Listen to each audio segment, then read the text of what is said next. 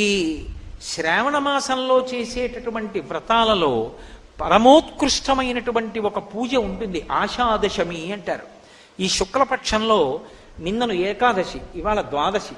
ఆ ఏకాదశికి ముందు దశమి తిథి ఉంది.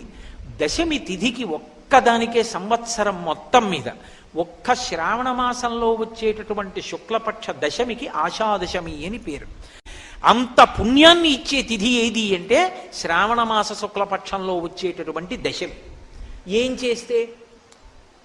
పరమశివుడికి చందనోదకంతో అభిషేకం చేయమన్నారు.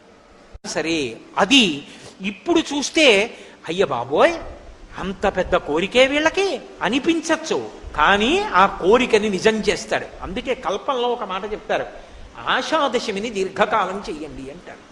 జ్ఞాపకం పెట్టుకొని వరలక్ష్మీ వ్రతం ప్రతి సంవత్సరం ఎలా చేస్తారో ఆషాదశమి నాడు పురుషుడు పుణ్యాన్ని ఇచ్చే తిథి ఏది అంటే శ్రావణ మాస శుక్లపక్షంలో వచ్చేటటువంటి దశమి.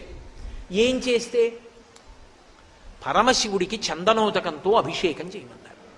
సరే, అది ఇప్పుడు చూస్తే అయ్య బాబోయ్ అంత పెద్ద కోరికే వీళ్ళకి అనిపించచ్చు, కానీ ఆ కోరికని నిజం చేస్తాడు. అందుకే కల్పంలో ఒక మాట చెప్తారు,